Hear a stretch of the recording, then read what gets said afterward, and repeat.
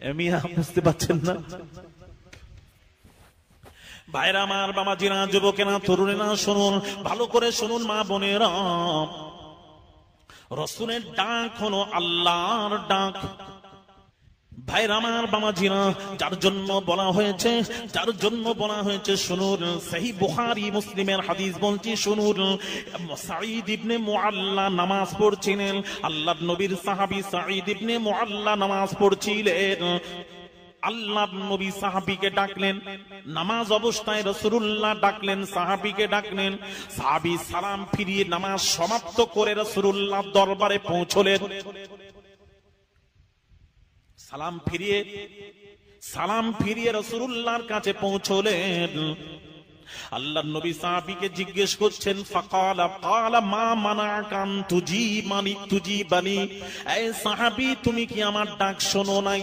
তুমি কি আমার ডাক শোনোনি? জি শুনেছিলাম। তাহলে আসতে দেরি করলে কেন? কোন জিনিস তোমাকে দেরি করালো? সাহাবী তখন প্রশ্নের উত্তর দিলেন, ক্বালা কুনতু উসাল্লি ইয়া রাসূলুল্লাহ ইয়া হাবিবাল্লাহ, হুজুর, আমি নামাজ পড়ছিলাম, আমি ফরজ নামাজের নিয়ত বেঁধে নিয়েছিলাম। আপনি সালাম ফিরিয়ে আপনার ডাক শুনেছি, নামাজ ছেড়ে কেমন করে আসবো? ইয়া রাসূলুল্লাহ ইয়া হাবিবাল্লাহ, হুজুর, নামাজে যদি কেউ ডাকে, তার ডাকে সাড়া দেওয়া যাবে না? সাড়া দেওয়া যাবে, ডাকে সাড়া দেওয়া যাবে না। যার জন্য আমি ডাকে সাড়া না দিয়ে নামাজ সমাপ্ত করে সালাম ফিরে আপনার কাছে এসেছি। মোটেই দেরি করি নাই, বিলম্ব করি নাই। ইয়া রাসূলুল্লাহ ইয়া হাবিবাল্লাহ, হুজুর, আমি সালাম ফিরিয়ে চলে এসেছি। আল্লাহর নবী তখন বললেন, সাহাবী, তুমি কি জানো না? ক্বালা আলাম ইয়াকুলিল্লাহ ইয়া আইয়ুহাল্লাযীনা আমানুস্তাজিবু লিল্লাহি ওয়ালির রাসূলি ইযা দাআকুম। আল্লাহ বলেন, সাহাবী, তুমি কি জানো না? আল্লাহর কোরআন কি পড়ো নাই? আল্লাহর কোরআন কি তেলাওয়াত করোনি? আল্লাহ বলছেন, ইয়া আইয়ুহাল্লাযীনা আমানু, হে বিশ্বাসীরা, ইস্তাজিবু লিল্লাহি ওয়ালির রাসূল। আল্লাহ তার রাসূল যদি ডাকেন, আল্লাহ তার রাসূল যদি ডাকেন, তার ডাকে তোমরা সাড়া দাও। জুড়ে বলুন,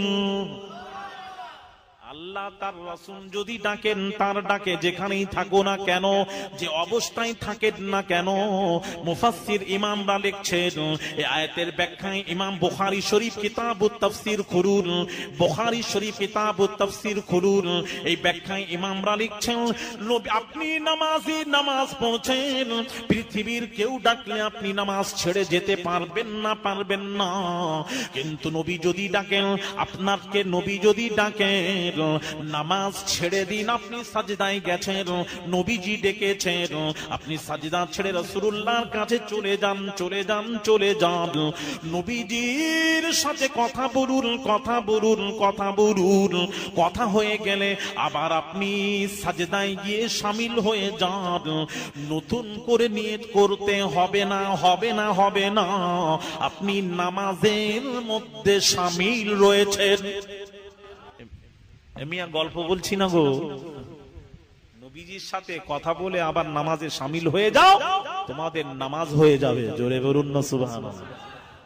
এবার প্রশ্ন, হুজুর, আপনারা বলবেন, কিবলাত থেকে চেহারা ছাতি যদি ঘুরে যায় তার নামাজ হবে না। নামাজে কি বলেন আপনারা? নওয়াইতু আন উসাল্লিয়া লিল্লাহি তাআলা রাকাতে সালাতিল ফজর ফারজুল্লাহি তাআলা ইক্তাদাইতু বিহাযাল ইমাম মুতাওয়াজ্জিহান ইলা জিহাতিল কাবাতিশ শরীফাতি। আল্লাহু আকবার। মুতাওয়াজ্জিহান ইলা জিহাতিল কাবাতিশ শরীফাতি। আল্লাহু আকবার। আর বাংলায় নিয়ত করে বলেন না, আল্লাহ 2 রাকাত ফজরের ফরজ পড়িতেছি, আমার চেহারাটা কিবলার দিকে, কিবলামুখী হইয়া 2 রাকাত ফরজ নামাজ, ফজরের ফরজ নামাজ ইমামের পিছনে আদায় করিতেছি। আল্লাহু আকবার। কিবলামুখী হইয়া, তাহলে কিবলামুখী হওয়াটা কি নামাজের মধ্যে?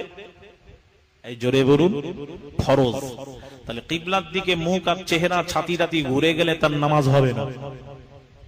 তার রাসূলের সাথে আপনি যে কথা বলছেন, কিবলার দিকে সব ঘুরলেন, কি হবে?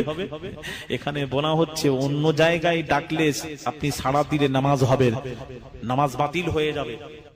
ভাইরা আমার, বাবাজিরা, আল্লাহর নবীর সাথে নামাজে কথা বললে, আর নামাজ কথা বললে অসুবিধা, নামাজ বাতিল হবে না, হবে না, হবে না, হবে না। আরেকটা কথা শুনুন, কিবলা যে চেঞ্জ হয়ে গেল, কিবলা থেকে কোন দিকে মুখ ঘুরলো, ধরে ওই দিকে কিবলা, ওই দিকে নামাজ পড়ে, রাসূল এখান থেকে ডেকেছেন, আপনি ঘুরে এলেন, রাসূলের সাথে কথা বললেন, কিবলার থেকে তো মুখ ঘুরে গেল রাসূলের দিকে। এবার আপনার প্রশ্ন, চেহারা কোন দিকে ঘুরলো? কোন দিকে ঘুরলো? যেদিকে ঘুরেছে, যেদিকে ঘুরেছে তিনি হলেন কাবার কাবা নবী মুহাম্মাদুর রাসূলুল্লাহ। আরো জোরে বলুন, আর একটু জোরে বলা যাবে না? যেদিকে ঘুরলো সেটা